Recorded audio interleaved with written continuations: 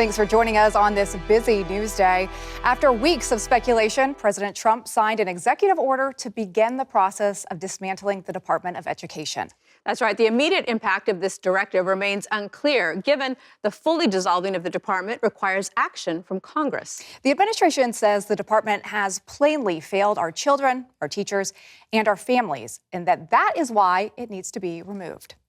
My administration will take all lawful steps to shut down the department. We're going to shut it down and shut it down as quickly as possible. It's doing us no good. We want to return our students to the states where just some of the governors here are so happy about this. They want education to come back to them, to come back to the states, and they're going to do a phenomenal job.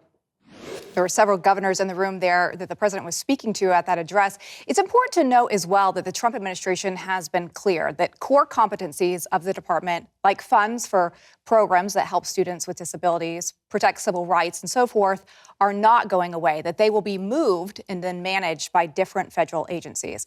So let's take a look at what the Department of Education actually does in its current form. Its main job is to distribute billions in funds for public schools K through 12th grade, which accounts for roughly 14% of public school budgets, as well as some higher education institutes. And then the agency also oversees $1.7 trillion in federal student loans and grants, which millions of students actually take advantage of in order to afford college and higher education. It also provides money to districts who serve and teach students with disabilities and grants for things like adult rehabilitation services or students who come from low-income families or actually who are homeless as well. The department also enforces non-discrimination and civil rights laws in federal funded schools, including Title VI and Title IX. So you may be wondering, is dismantling the Department of Education a good thing or a bad thing? Well, let's take a look at some of the pros and cons. Let's start with the pros. First off, it costs a fortune to keep the DOE running. Since its creation in 1979, the agency has spent $3 trillion, which is made up primarily of taxpayer money. Second, test scores. They continue to decline despite the DOE's leadership. For instance, the average 15-year-old student in the U.S. ranks number 21 out of 36 countries. And many argue that a community-based education would benefit students by providing them with more than a one-size-fits-all approach. Also, standardized testing, that could be eliminated. Now, that's an aspect of education that experts say causes high levels of stress and doesn't always give an accurate depiction of a student's knowledge. Now to the cons.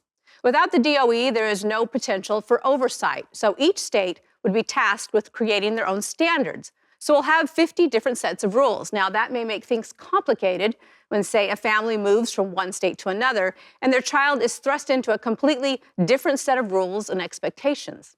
Another concern is funding. Some states simply just don't have the money to manage their educational systems, which would mean that students in poorer states wouldn't be getting the same quality of education as students living in states with more resources. And now states will also be forced to make up for the money that they're no longer getting from the federal government, which could mean more teacher layoffs and fewer specialist classes to help make up that difference. Another issue that comes up when ending the DOE is the big question mark around certain programs and protections that are vital to many families. The Individuals with Disabilities Education Act, or IDEA, civil rights protections, and student funding like Pell Grants. Now, these are programs that many families rely on. These programs are set to be redistributed to other agencies, but the timeline for that to happen is unclear, and it remains to be seen how those agencies will do with these programs. All right, to further discuss this, let's welcome in Jeanne Allen. She is the founder and the CEO of the Center for Education Reform, and also she worked for the Department of Education under the Reagan administration. Jeanne, welcome to the show. Always good to have you here. All right, level set with us, because ultimately, at the end of the day, Republicans have been trying to do away with the Department of Education ever since it was created in 1979. And even your boss, Ronald Reagan, famously said when he was campaigning against Jimmy Carter, he said this, I want to quote, "President Jimmy Carter's new bureaucratic boondoggle was born, the Department of Education." So why have Democrats been wanting to do away with it for so long? What's their main issue? Thank you, Lindsay. Great to see you again. You know, this is exactly what many parents and teachers, not just people in a Republican Party, but rank and file folks feared would happen, is that by creating a department as opposed to programs that were then in a smaller agency, we would have this enormous burgeoning bureaucracy, which is exactly what has occurred.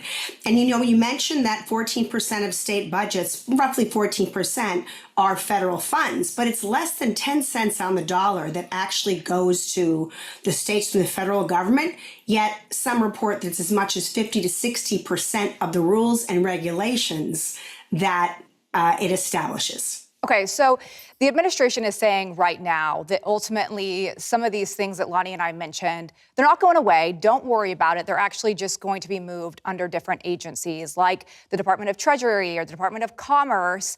Talk about how that would actually work, because we know that so far the department has been cut in half, but according to today, it's going to be shrunk even smaller. Sure. And as you can see, I mean, today was really the realization of something that Trump has been talking about for a while. And as you said, it's not been on the agenda for a long time. And over time, people have said, why can't IDEA, Individuals for Disabilities Education Act, it falls under the Special Ed Office, the Department of Education, why can't that go to Health and Human Services, HHS? That's where Robert Kennedy is. They have more people familiar with the various needs of disabilities community than they do potentially in the Department of Education. They would partner with states. Let's look at different programs like Pell Grants, student loans. Nothing would happen to the amount. You would need an act of Congress, but it would take a very long time to make any changes. Those things are not going away or being reduced. That's a bank. Basically, it functions like a bank. It would go to Treasury. And then there would be a whole host of kind of intermediary programs that would be put together and sent to states to spend. We right now at the federal level will put out money and say we want to help states, for example, Lindsay, with teacher professional development.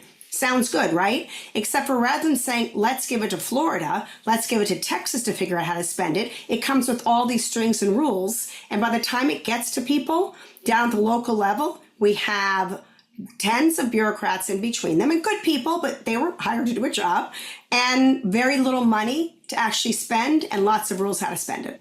Okay, talk about the cons of this, because, you know, when you hear Republicans speak about it, it's all pro, but there are a lot of parents out there who are worried, especially if they have a special needs child or if they come from low income families, of what this ultimately means for the grants and the funding that go to those schools. Sure. And the concern, even they said today at the event, the concern that people have that teachers somehow wouldn't be supported, that civil rights would not be informed and exercised. I'm getting a lot of negative and angry people writing to me about that somehow civil rights would go to the Justice Department, and this backlog of cases by parents who have children with special needs would not be looked at.